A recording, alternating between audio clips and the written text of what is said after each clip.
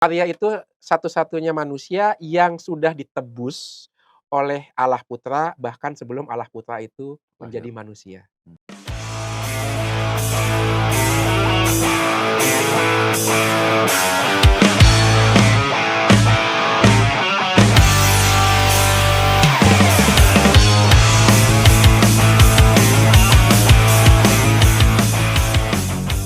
Sobat Katolik Rock dimanapun Anda berada, semoga selalu sehat. Jumpa lagi bersama kita dan Romo Uut di Katolik Rock.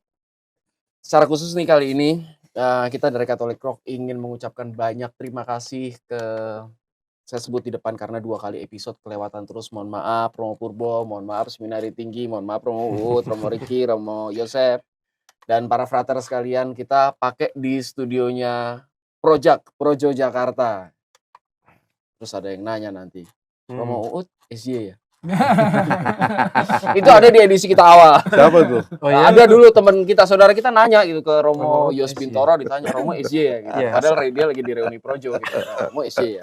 Saya SY sahabat Yesus. Nah, sip. Nah, tema kita kali ini masih dengan seri-seri apologetik. Kali ini kita akan membahas sama Q&A Romo tentang Bunda Maria. Yes. Bunda Maria kayaknya siapa nih yang mau mulai nih? Kayak Mau ngeri ngomongin juga. apa nih? Kayak ngeri juga sih. Waduh, takut dimarahin. Dimarahin. Anak yang ngambek ngeri mau. Oh gitu. Ini top ya. Di kosan Maria berarti.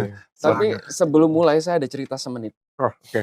Jadi Santo Petrus itu kan diimani dipercaya sebagai pemegang kunci surga. Iya. Satu kali Tuhan Yesus ini lagi jalan-jalan di surga. Yes. Dia bilang, waduh, ini ada orang dari atas sampai bawah ditato semua. Nah, Yesus lagi, waduh, ini ada mantan pembunuh. Waduh, ini ada mantan perampok. Bingung juga Tuhan Yesus. Filternya gimana nih, sistem filternya nih? Tanya ke Santo Petrus. Santo Petrus, ini kok gini-gini, apakah semua sudah diverifikasi gini-gini? Sudah Tuhan Yesus, tapi ya gimana ya? Setiap malam Bunda Maria itu bukain jendela, jadi orang-orang ya, saya juga nggak bisa ini ngelarang gitu. Bundanya Big Boss. Masa nggak dilawan? Jadi saya terpaksa buka dengan cerita. Bukan terpaksa, saya niatkan untuk membuka dengan cerita ini. Wah ini. Jadi kayak tadi nyari-nyari ya. ChatGPT.com. Itu cerita turun-turun dari Romo Sadioko di waktu zaman di Mertoyudan dulu. Tapi mengena sih waktu itu lagi retret. Jadi ya. Oh iya, bagus ingat. betul. Nah, ya, jadi berarti sedemikian perannya sedemikian besar ya Bunda Maria iya. dalam kerajaan Allah di surga kan itu. Menurut cerita itu ya di surga kan.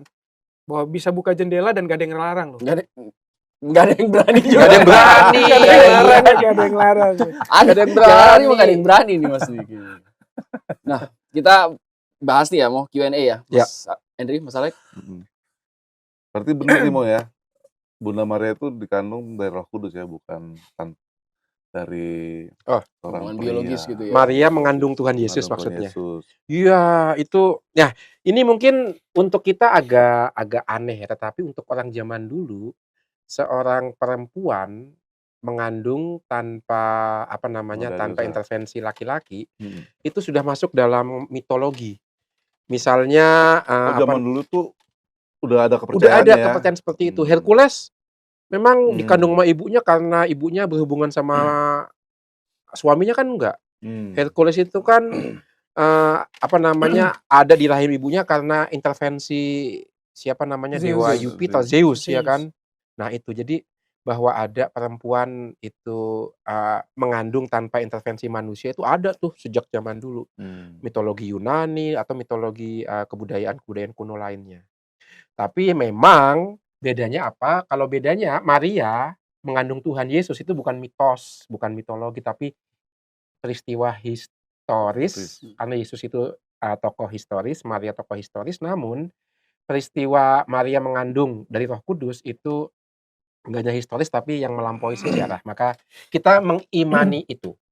Dan menjadi lebih dahsyat lagi kalau kita tahu di dalam kitab suci kan banyak perempuan itu mengandung secara istimewa. Contohnya Sarah. Betul. Istimewanya di mana Sarah mengandung? Dia udah uzur, udah tua. yang dikatakan apa namanya Untung Romo lahirnya langsung ngomong, kalau enggak dia bingung nih Sarah siapa. Matanya dia bingung. yang mana ya? Aduh, bini temen gue Sarah namanya. Iya ya kan. Jadi Sarah mengandung ketika dia sudah uzur. Mengapa Sarah bisa mengandung? Karena benihnya Abraham itu diberkati oleh Tuhan sehingga punya daya kehidupan yang luar biasa. Bahkan rahim yang sudah mati sekalipun bersentuhan dengan benihnya Abraham itu bisa hidup lagi dan bisa kemudian mengandung. Itu kan luar biasa. Lalu kita mengenal lagi contoh lainnya adalah misalnya Tamar, ya kan? Tamar juga mengandung secara istimewa karena apa? Ini baru tahu aku. Ya, kalau ini gue juga rada nggak boleh dong kan, masa Boleh dong. plus terus kita ada minusnya juga. Iya, Oh, gitu? Kita udah Kan mikir nggak juga. semua hal kita tahu ya. Oh, gitu? Mas Henry tapi tahu loh, ngeledekin gue tadi. Enggak, Gua nggak tahu Tamar gitu. tuh yang ditolong, anaknya yang ditolong malaikat Rafael kan Mo ya? Bukan. Bukan, salah. Tamar itu mengandung karena Itu dia damar. Damar Orang bukan bahasa Jawa, Sunda ya? orang Jawa. Iya, si Tamar itu mengandung karena melalui intervensi mertuanya Yehuda. Karena dikasih anak pertama nggak punya keturunan, anak pertama akan meninggal. Dikasih anak kedua, anak kedua nggak punya keturunan, meninggal.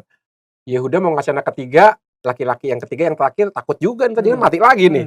Ya udahlah, jangan dikasih, dia dijanjiin doang. Tamar kan nggak mau di PHP-in. Oh, Tamar tuh cewek ya? Tamar cewek.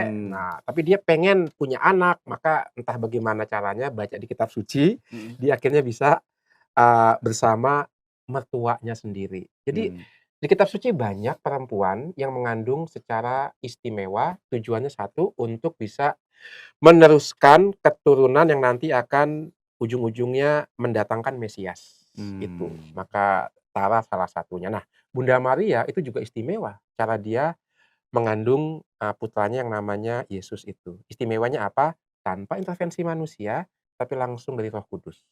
Itu keistimewaannya. Maka kita meyakini itu, Maria mengandung secara istimewa karena kita kaitkan dengan rencana penyelamatan Allah. Maka betul, Maria mengandung tanpa intervensi manusia, tanpa berhubungan dengan laki-laki, karena seperti yang kita lihat dalam Injil Yohanes, ciptaan baru itu tidak lahir dari hasrat manusia, tidak lahir dari daging dan darah, tapi dari roh. Itu yang pertama. Lalu yang kedua, pertanyaan ini dikaitkan dengan doktrin Maria tetap perawan ya. Jadi Maria itu perawan. Ini saya boleh mengutip pakai bahasa Latin supaya kelihatan lebih pintar gitu ya. Antara Emang rendah, gitu ya? antara rendah. Kalau makin orang nggak ngerti itu makin pintar Makin gitu. pintar saya. Saya lagi bingung nih antara rendah apa nyomong. Iya. Jadi dalam doktrin Katolik tentang keperawanan Maria dikatakan virginitas, keperawanan, ante partum sebelum melahirkan, in partum ketika melahirkan, dan post partum sesudah melahirkan. Jadi tetap perawan. Maka inilah keyakinan iman kita. Saya pernah ketika menjelaskan ini kepada anak-anak SMP, mereka bertanya, Romo gimana bisa membuktikan Maria tetap perawan, Romo? Kan tim medis belum ada waktu itu. Polos ya. Enggak, pintar juga sih, pintar, pertanyaannya pintar. Iya.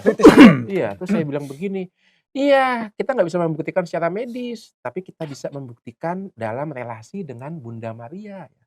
Karena keperawanan fisik itu kelihatan melalui ketulusan hati, melalui tindak tanduk, melalui tata bahasa, dan seterusnya. Maka keperawanan fisik Maria adalah lambang totalitas Maria hidup untuk melaksanakan kehendak Allah. Itu.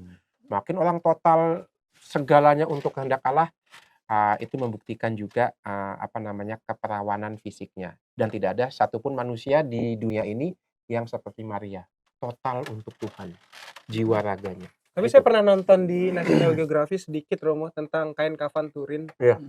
Ini sedikit membantu menjelaskan tentang Maria bagaimana secara medis itu.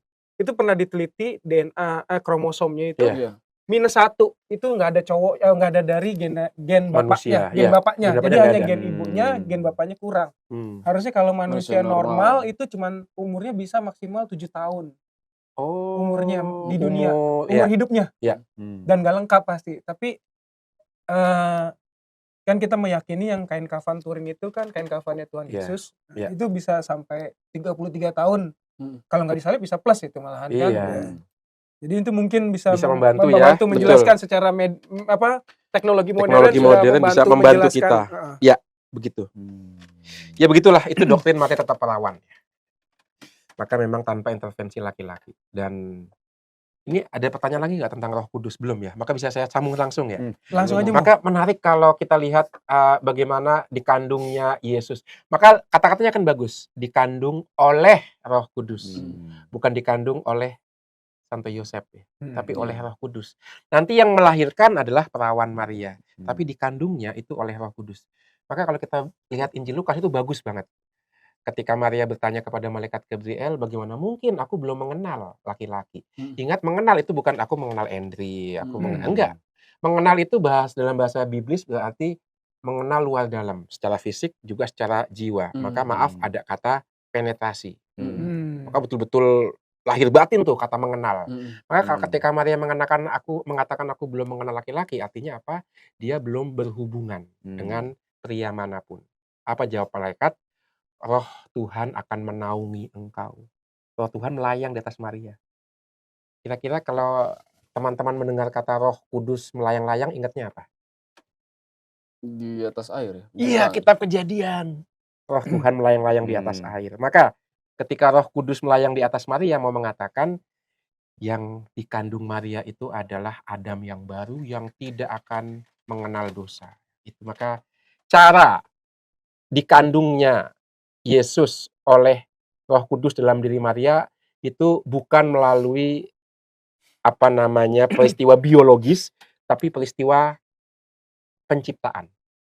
Allah Putra mengambil daging Maria seperti dulu Adam itu diambil dari tanah Taman Firdaus. Maka ini bukan peristiwa biologis, ini peristiwa intervensi Allah dari nol.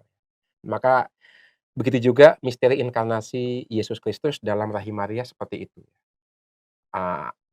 Allah mengambil daging dari rahimnya Bunda Maria dan kemudian Allah Putra mengenakan daging itu.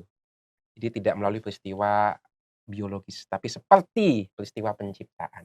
Maka doktrin Maria tetap perawan dikaitkan dengan Maria dikandung tanpa noda. Karena rahimnya itu harus dijaga, karena akan memberikan daging yang tanpa noda juga kepada Allah Putra. Begitu. Saya mau nanya dikit, Romo. Nanya mulu. Ya, lanjut. Karena contekannya seru nanya, Romo. Oh gitu. Oke. Akhirannya tanda tanya semua. Enggak ada yang tanda seru.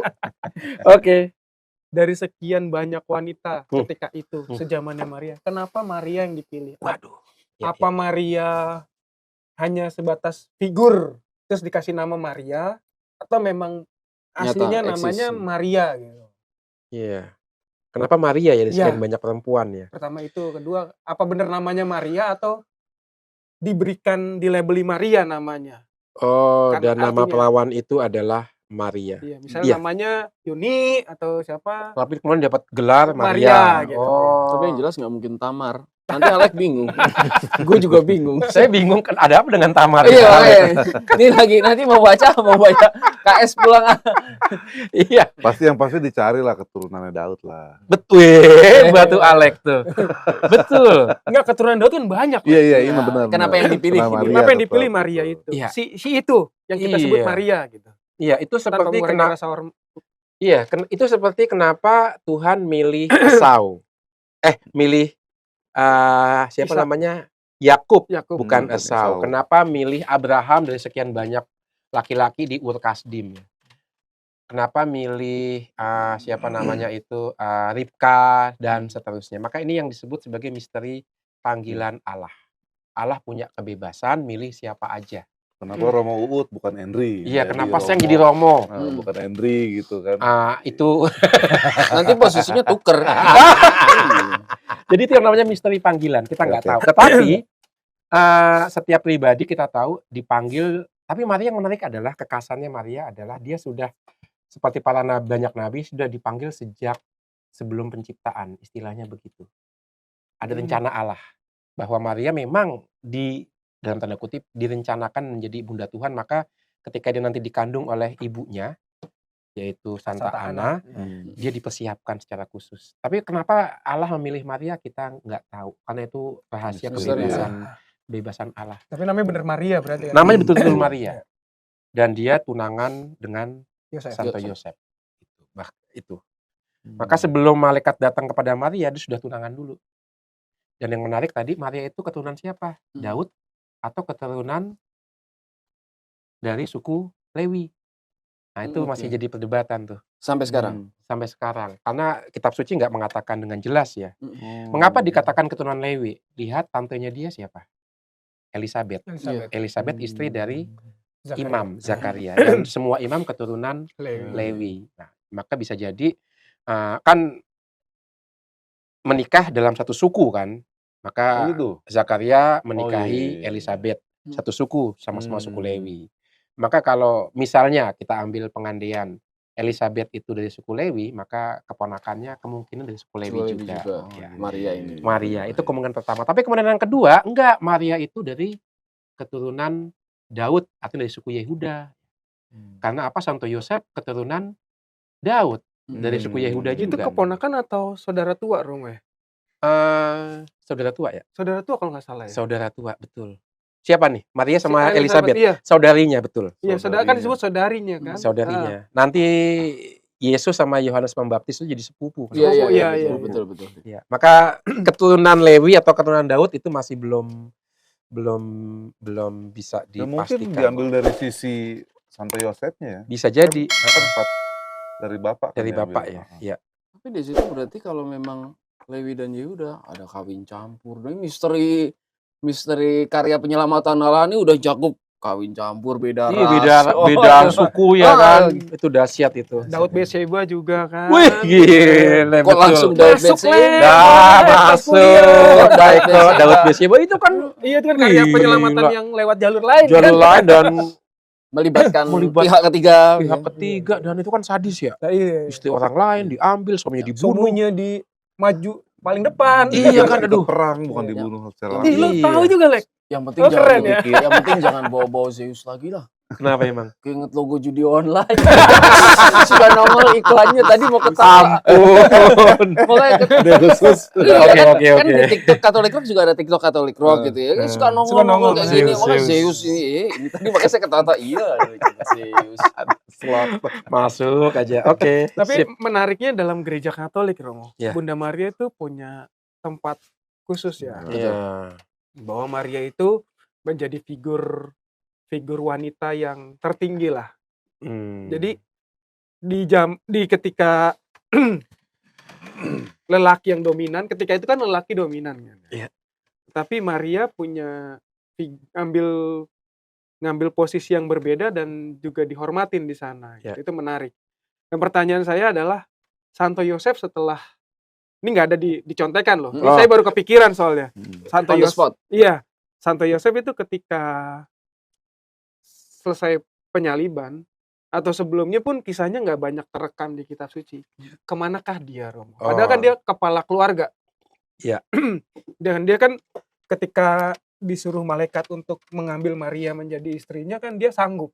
Iya. Berarti kan gue kepala keluarganya gitu. Kepala keluarganya kemana nih? Kok ketika peristiwa penyaliban, peristiwa berat dalam hidupnya istrinya, si suami nggak ada di situ. Betul. Gitu. Iya, itu menarik itu.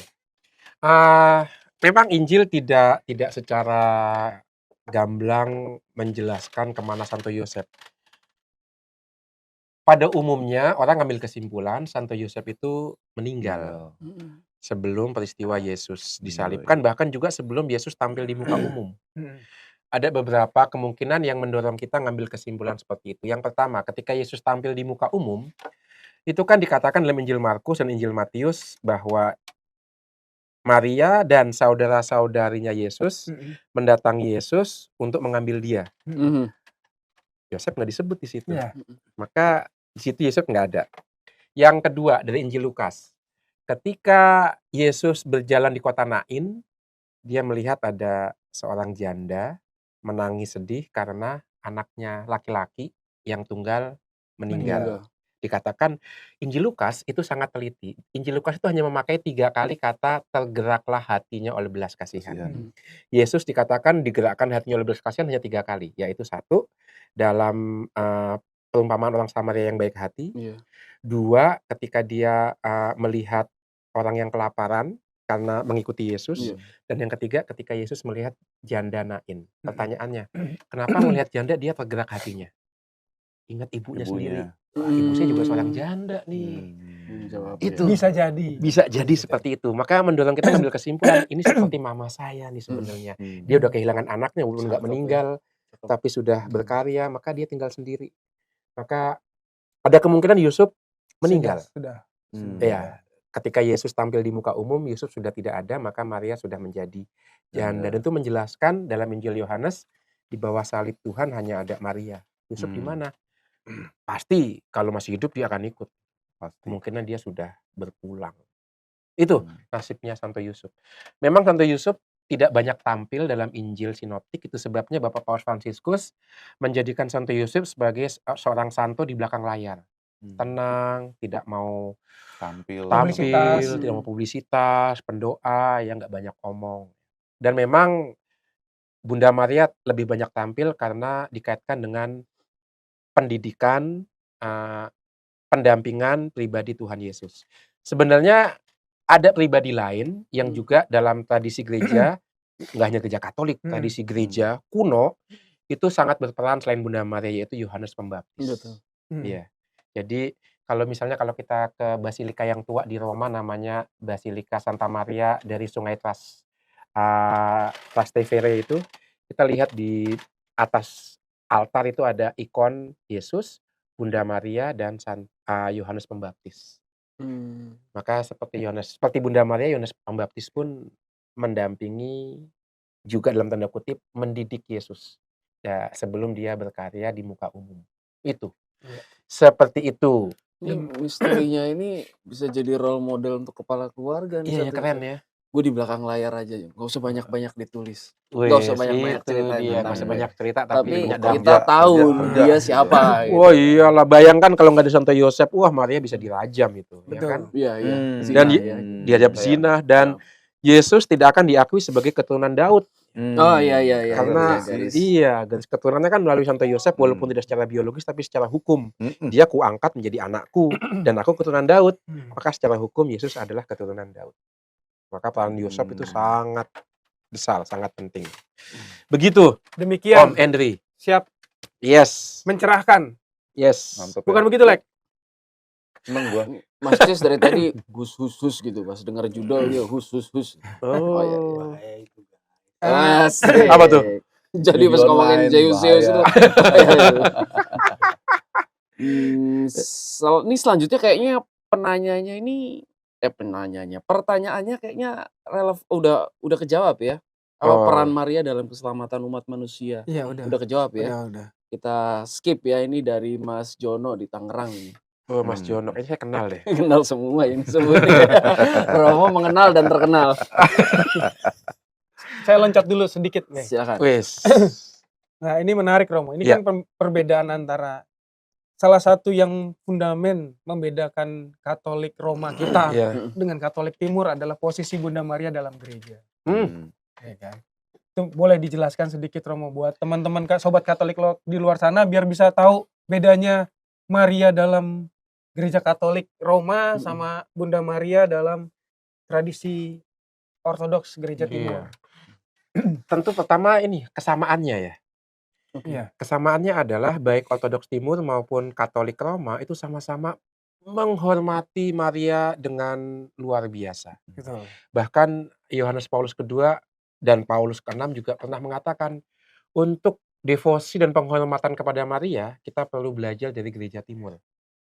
Sampai seperti itu. Artinya devosi kepada Maria gereja Timur itu begitu kuat dan banyak pesta hari raya yang kita rayakan dalam liturgi Katolik Roma aslinya perayaan dari gereja Timur.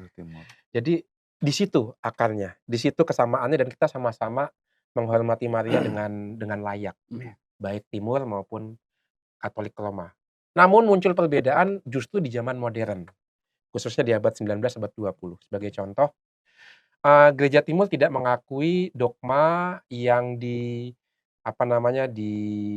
dikeluarkan oleh gereja Katolik Roma, khususnya terkait Maria dikandung tanpa noda.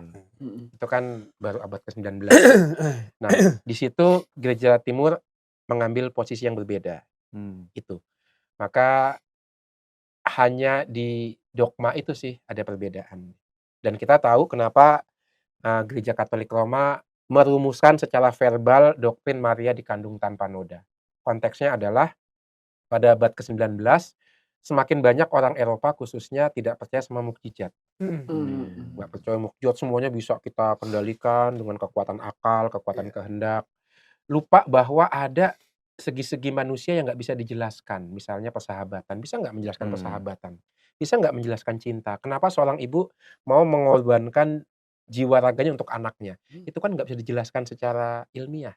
Nah, untuk menyelamatkan dimensi transenden atau dimensi misteri dari kehidupan kita, untuk menyelamatkan kemungkinan ruang untuk adanya intervensi ilahi yang disebut mukjizat itu, Bapak Pius ke-9 kemudian menerbitkan Maria dikandung tanpa noda itu ya. Setelah 1900 tahun tuh ya? Iya, untuk menyelamatkan iman umat. Maria dikandung tanpa noda. Nah itu yang menarik adalah itu dikaitkan dengan penampakan Maria di Lourdes, ya kan? Kepada orang anak perempuan yang nggak bisa baca tulis, yang tiap hari ngambil kayu bakar, anak perempuan dari seorang penjaga penggilingan gandum di Lourdes.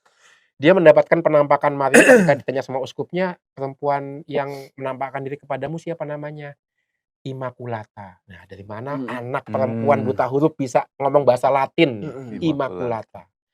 Artinya apa? Artinya ya dogma ini memang betul-betul mengungkapkan iman, kekayaan iman kita ribuan tahun itu. Nah itu, dalam hal itu ada perbedaan dengan gereja Ortodoks. Yes. Begitu. Dan berarti gereja Katolik Rock lagi. Jangan bikin gereja sendiri kita. Bahaya. Katolik Roma masih setia dengan ini ya, Bunda Maria yang sangat tinggi harga aja lagi, sangat tinggi kedudukannya di gereja. Ini jadi distrek gara-gara Katolik Rock. Kalau bikin gereja sendiri ngeri. Berarti kita emang benar udah ngerok nih karena bisa ngedistrek. Iya.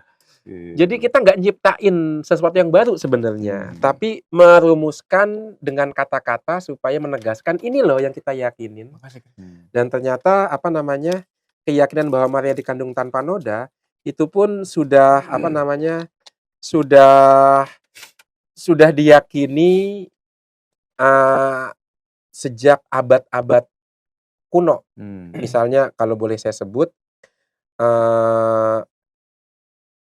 Santo Basilius Agung misalnya, itu kan dari gereja timur sebenarnya, Basilius Agung ya, abad ke-4, abad ke-5 itu. Dia mengatakan begini. Iya. Kita ada seri Santo Santa. Oh ya? Udah bikin dia. Wih, keren. Hebat. Jadi ledek nih orang di otaknya dia. Mereka kolaps berdua. Keren. Udah dibaca katekismus kan? Udah, baru dikasih kemarin. Baru saya share PDF-nya. Kemarin di meeting terakhir, oke, supaya ini nggak kececer, nggak terselip, kita upload di Drive. Jadi udah di-share, sudah di-upload di Drive, biar nggak keselip. Untuk dibaca, kita tanyakan pribadi, Mas. Oke, sip. Nah, kembali ke laptop. Sebenarnya rumusan Maria dikandung tanpa noda oleh Pius ke-9 itu bukan hal baru, karena Santo Basilius Agung pernah mengatakan begini dalam Hexameronnya. Perawan yang melahirkan dalam keperawanannya, dia itu dilindungi tanpa noda. Itu. Maka Maria itu bukannya tanpa dosa, tapi dia dilindungi dari dosa. Artinya ada kemungkinan dia berdosa, tapi dilindungi. Kenapa dilindungi? Karena dia harus mengandung Allah Putra yang harus pokoknya disetting gimana caranya biar Maria itu tidak berdosa. Tidak berdosa ya. Itu dia tuh ciptaan, dia manusia juga, tapi disetting supaya nggak kenal dosa. Maka Maria itu satu-satunya manusia yang sudah ditebus oleh Allah Putra bahkan sebelum Allah Putra itu menjadi manusia, karena dia dilindungi dari dosa. Makanya dia bisa buka jendela, Moy. Itu ceritanya tadi itu hak-hak prerogatif. Ya. Saya aja buka jendela dimarahin sama Flutter ya. Atau jangan-jangan setelah Paus Pius 9 itu, maka Bunda Maria mulai menampakkan dirinya sering ya. Betul sih, betul juga sih. Iya loh, keren loh ya. Iya, Fatima. Mungkin kata Bunda Maria, wah saatnya gue muncul nih. Asik, Manusia-manusia ini emang untuk kadang-kadang seperti mendukung Thomas gitu kan. Iya, betul harus Gitu. melihat secara Bah, fisik iya. dulu. Bener-bener. Betul. Yang di Portugal itu malah lebih ekstrim kan sampai matahari Mataharinya Iya, kayak betul, Pak. pindah-pindah tempat. Mungkin karena itu juga. Iya, maka Saya tanpa melihat itu pun saya percaya. Apalagi wis. Bapak Henry juga. Wih, gila. Legioner kan Papa Alek. Asal Legioner be. Enggak Legioner. Ave Maria. Ke presidium. Waduh, bukan ketua Mana senatus ya? Bukan. Waktu Senatus. di WB dia Waktu Rajin dia. Legioner gue tidur atau main bola. Pas rapat ya, waduh. Itu, jadi kita dikandung tanpa noda. Itu yang membedakan kita dari gereja timur ya. Walaupun tradisi itu ada sih Kalau sebenarnya. dari gereja yang lain? kalau yang lain nggak ngakuin soalnya. Secara posisi itu nggak ada. Ya, Hanya model aja gitu. Iya. Nyambung lu Romo Apa tuh? mengenai Bunda Maria nih. Bunda Allah atau Bunda Kristus. Iya. Kita senggol gimana nih? Oh, bagus tuh. Theotokos dan Kristotokos. Kita waktu kemarin bahas Allah Tritunggal ya. iya, kita sempat Nyinggung cerita, itu kita ya. sempat cerita nyinggung sedikit gitu. Nah, ini mungkin Iya. ada Iya, ini aduh. Sebenarnya salah satu akal dari perbedaan nanti yang Timur lahir. dan Barat ya. Iya, perbedaan timur barat ya. Karena gereja timur itu kan filsafat, suka spekulasi ya. Maka Iya. bid'ah itu banyak di timur. Timur. Barat itu lebih suka yang praktis, yang pasti-pasti, maka sedikit ada bid'ah. Nah, maka perbedaan Theotokos atau Kristotokos itu lahir di timur, gara-garanya salah satunya adalah persaingan antara Nestorius dengan Cyril. Nestorius itu uskup Konstantinopel, Cyril uskup Alexandria. Mana yang lebih bergengsi? Tentu Konstantinopel. Karena Konstantinopel itu Ibu kota negara ya kan. Uskup IKN atau uskup Jakarta? Emang udah jadi. Sorry, oke, kembali ya kayak gitulah ya. Belum Mana yang jadi. lebih bergengsi ya kan? Nah, tentu saja ada persaingan. Kacau nih. Udah ada. Uskupan IKN. Aduh, iya. Nah, jadi ada unsur persaingan politik eklesial sebenarnya. Tetapi kemudian memang ada juga perbedaan teologi. Maka satu homili di hari Minggu Nestorius tuh membakar sentimen-sentimen itu, perbedaan keuskupan itu ya. Dia agak menyindir gelar Maria sebagai Bunda Allah. Dia mengatakan Maria itu kurang tepat kita kenakan gelar Bunda Allah karena Maria nggak mengandung Allah Tritunggal. Masa Allah Bapa dikandung oleh Maria kan enggak, Allah Roh Kudus enggak. Lebih tepat kalau Maria itu disebut bukan Theostokos tapi Kristostokos, karena yang dikandung Maria hanyalah Yesus Kristus Allah Putra. Ini kan provokator sebenarnya, ini kan provokatif ya. Sebenarnya kita tahu lah yang dikandung Allah Putra ya.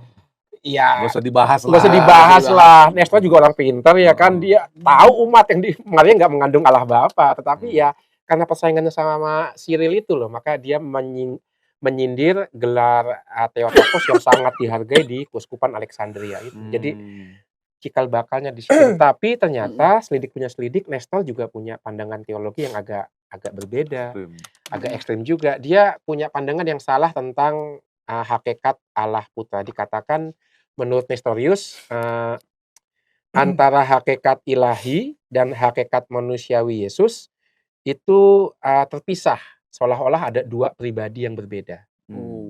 Bahaya banget, split personality kan. Nah itu bahaya kalau istilah Kristotokos kita kaitkan dengan pandangan teologi seperti itu. Maka Maria itu tidak mengandung keilahian, hanya mengandung kemanusiaan. Nah, itu kan udah memisahkan. Yang dikandung Maria itu pribadi Yesus, yaitu kemanusiaan dan keilahiannya. Nah itu, maka kita sekarang kalau doa litani Maria kan tetap disebut Bunda Kristus. Betul.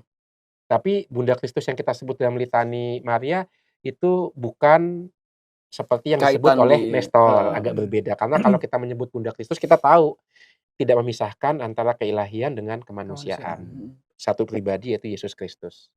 Satu pribadi dua hakikat. Nah itu.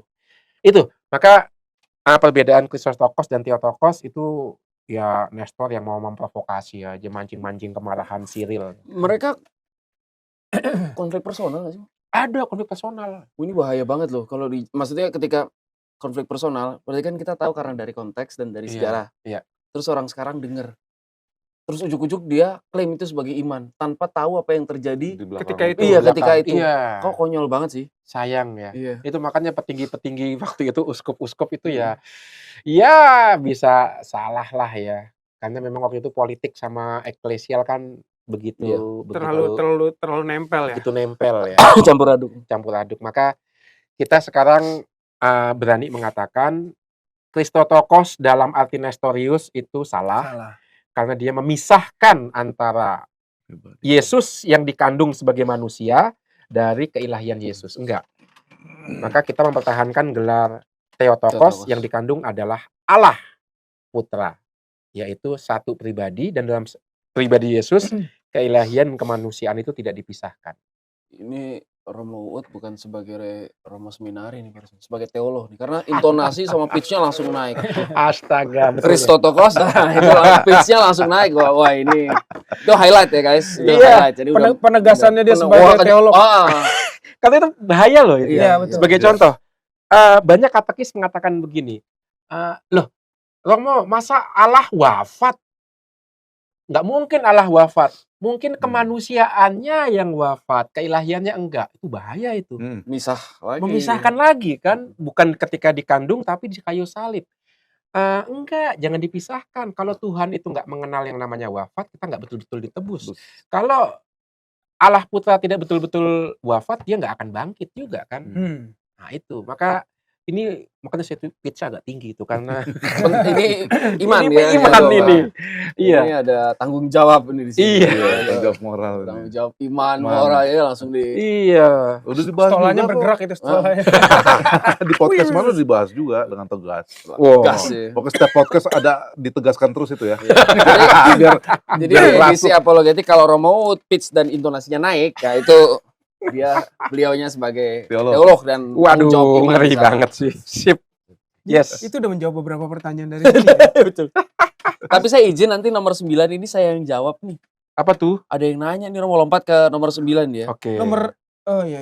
Bagaimana hubungan Maria dengan gereja saat ini? Saya jawab satu kata, baik. Silakan datang ke gereja, ada Bunda Maria di sana. Pertanyaan bagaimana hubungan? Baik hubungannya. Bunda Maria harmoni. Enggak mendelkon. Iya, kan? baik. Gereja, iya, kan? baik. Delkon. Agak ketinggalan. Enggak centang hitam. Delete kontak. Delete kontak. Astaga. Oh, sorry. Kita enggak ada. Sorry. Maaf, biasa mau masa gitu. muda. Anaknya. Delkon. Udah dibawa-bawa Delkon. Romo mikir-mikir istilah teologis. Tapi mumpung Romo lagi teolognya keluar nih, kita ngomong tentang doktrin gereja juga. Ada pertanyaan sini, Romo. Oke. Dari mana? Tante Tasya katanya. Wah, ini Kemayoran nih. Kalau Tante Tasya Kemayoran saya nggak kenal. Karena kalau kenal saya yang bertanya. Iya, itu dia pertanyaan nomor 11. Ini tentang ini ya. Bunda Maria itu benar-benar diangkat ke surga secara fisik? Atau dogma lagi ya? Atau dogma. Iya, makanya sebagai teolog kan, mumpung Romo lagi teolognya keluar pitch-nya lagi tinggi-tingginya. Saya masukin situ aja. Iya, Maria diangkat ke surga.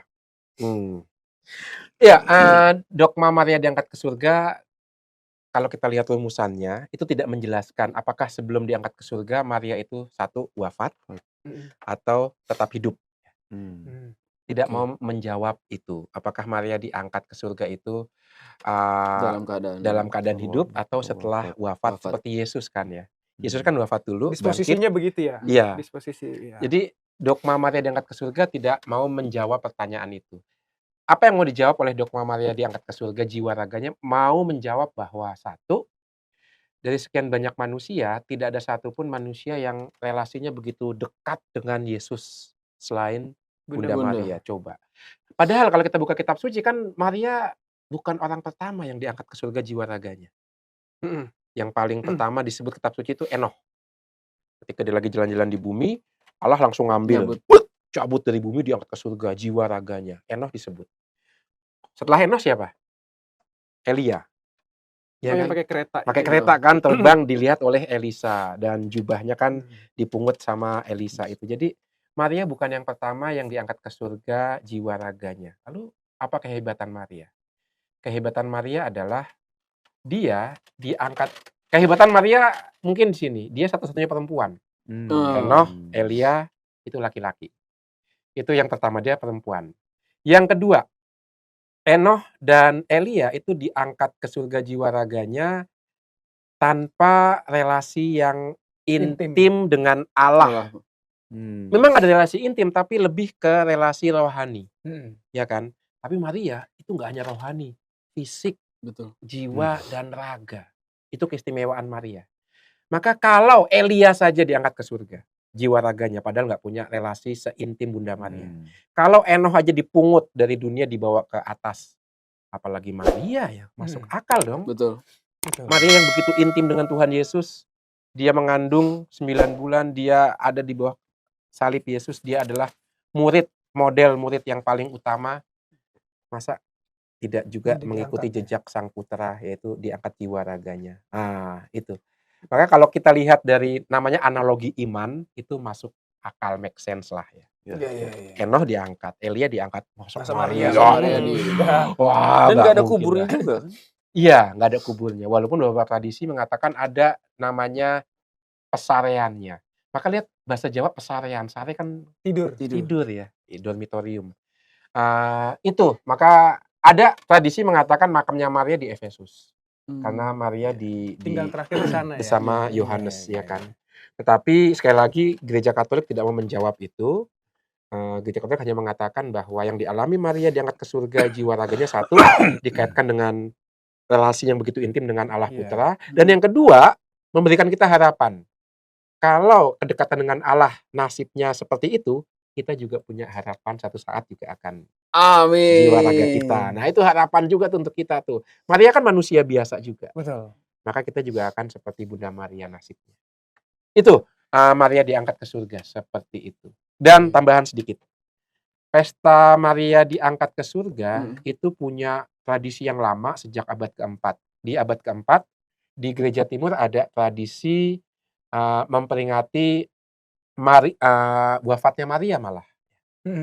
Wafatnya Maria, kemudian pertama ada di Yerusalem, Maria yang tertidur ya, itu dirayakan. Lalu ketika pusat kekristenan pindah dari Yerusalem ke Konstantinopel, itu masih merayakan wafatnya Maria dan ada tanggal pasti 15 Agustus. Dalam perkembangan zaman, pelan-pelan hari raya ini diadopsi juga oleh Gereja Katolik Roma di tanggal yang sama 15 Agustus, tapi diangkat ke surga ya. Bukan wafatnya tapi diangkat ke surga. Nah, itu. Maka jadi tabisan kan ya? Iya, 15 Agustus tabisan saya. Projo Jakarta di Katedral Kusuma Agung Jakarta. 15 Agustus 2006 ya. Jadi kalau mau merayakan ulang tahun tahbisan saya. Nanti bisa komennya di tanggal 15 Agustus. 18 tahun berarti mau ya? 18 tahun ya. Baru 18 tahun lah untuk usia itu kan, itu baru. Anak yang baru beranjak dewasa. Beranjak dewasa, lagi bandel-bandelnya tuh. 18 tahun, sering cabut. Ya. Gitu kita minum dulu biar nggak bandel. Iya, Pak. Isinya apa sih ini? Kopi. es manisnya. Sampai begini sepet-sepet begini. Aduh, iya. Tadi membicarakan Bunda Maria itu menarik. Iya, Sobat Katolik Rock ini buat menjawab ini beneran kopi gini. Enggak aja sepot-sepot tahu. Oh iya, kopi-kopi sepot. Ada Romo. Masa mau bohong kan nggak mungkin. Enggak. Romo bohong nggak mungkin. Arabica Flores ini. Iya kan. Rasanya agak fruity. Yes. Kopi. Tapi membicarakan Bunda Maria itu menarik. Banyak hal yang bisa kita teladani, bisa kita tiru juga. Nah, apakah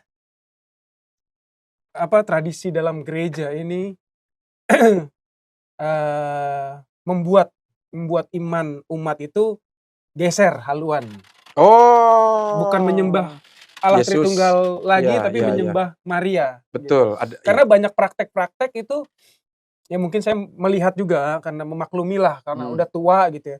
Misa, lagi perayaan Ekaristi kan perayaan kudus, itu rosario.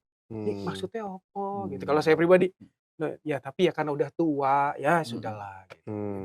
Apakah larinya akan menggeser penghayatan iman umat, Romo, dari melihat Maria sebagai model orang beriman yang totalitas menjadi gue lebih enak doain kepada Bunda Maria fokusnya gitu. ke situ ya. Iya. Sekalian dijawab juga nih berarti, waktu misa boleh sambil rosario nggak?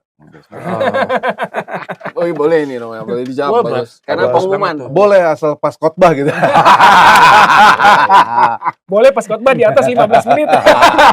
Iya, kalau Romo yang UUT yang khotbah gue akan fokus, menarik. Karena Yakin. homili saya nggak akan sampai Undang 15 dong, menit. undang dong jumper.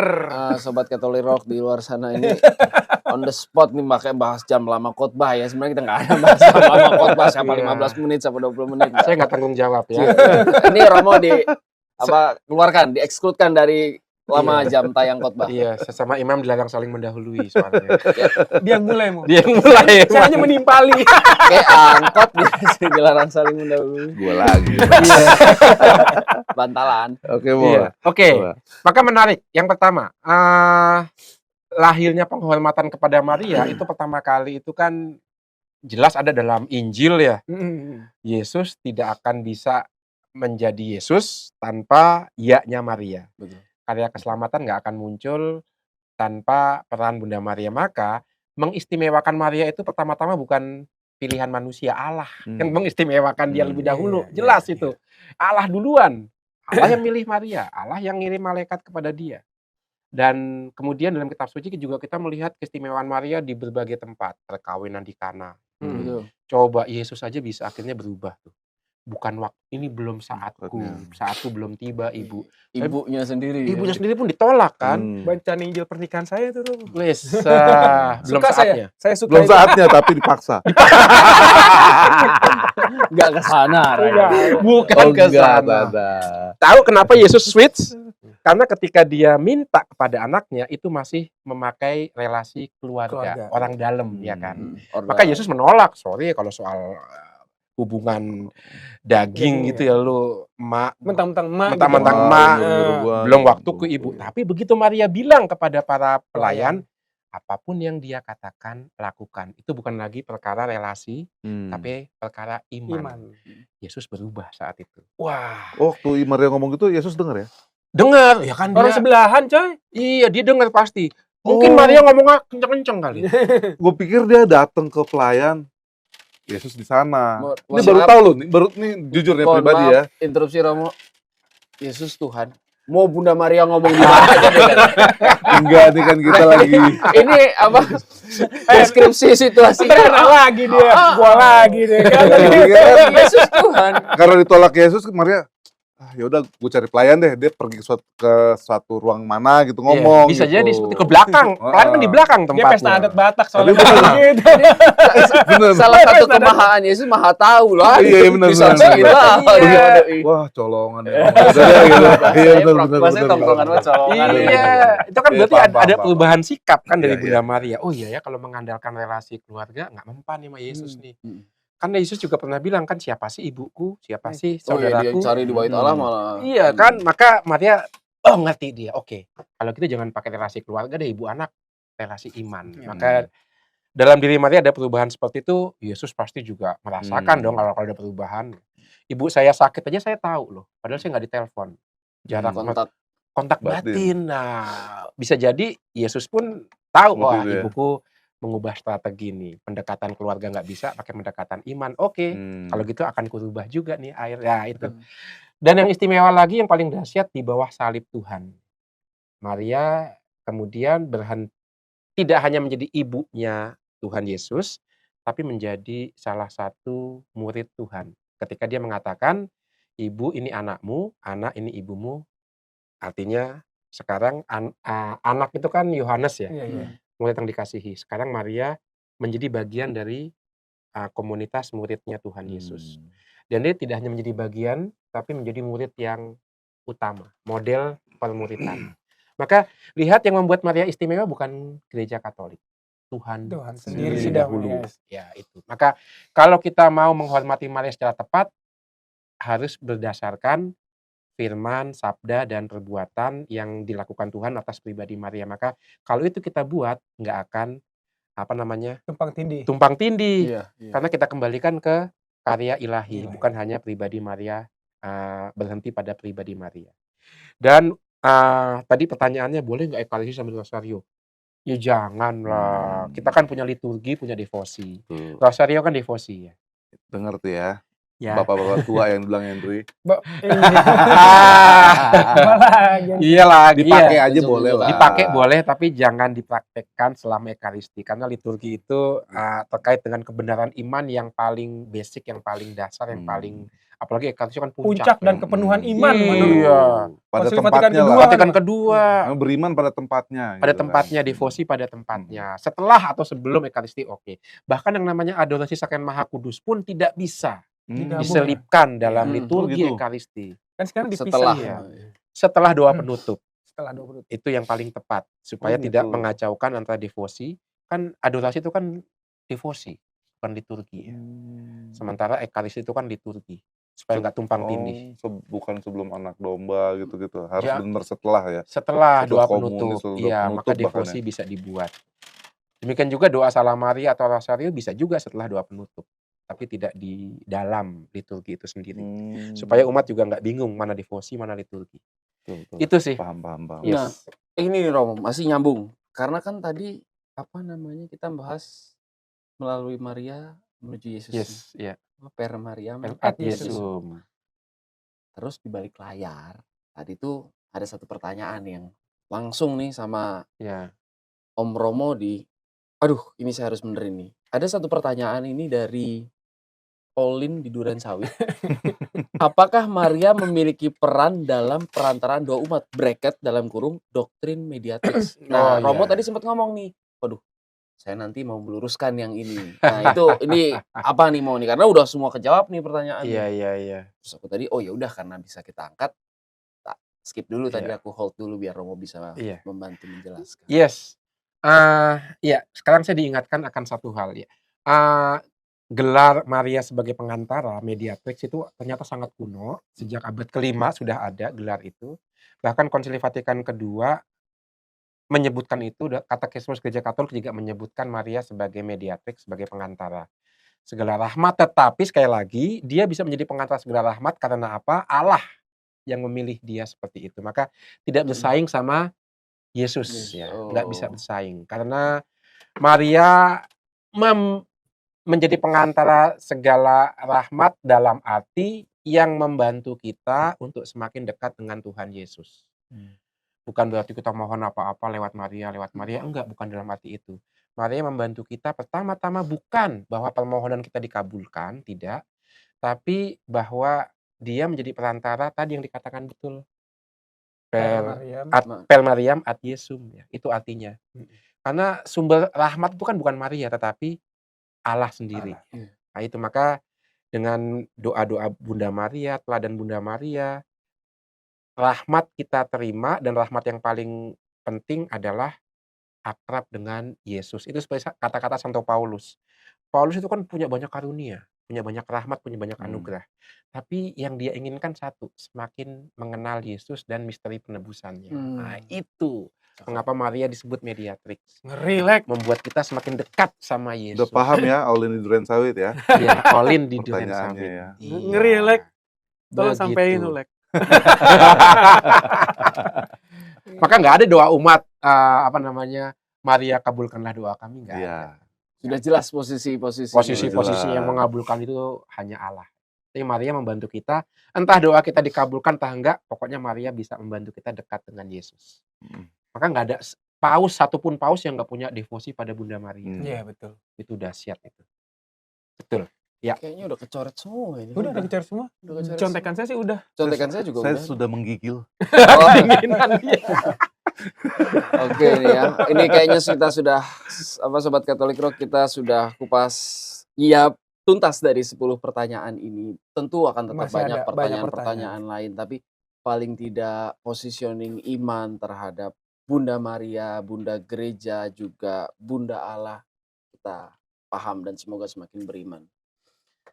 Kita salam langsung nih. Salam damai. Enggak lah. Ya, kita udah damai terus. Oke, Sobat Katolik Rock dimanapun Anda berada, tetap stay tune di serial episode apologetik kita yang berikutnya. Yang lama juga masih relevan, selalu relevan untuk ditonton dan boleh di-share. Jangan lupa subscribe, komen yang rame, nyinyir, sekali lagi saya nggak bisa larang. Salam sehat berlimpah berkat. Jumpa lagi dengan kita di Katolik Rock.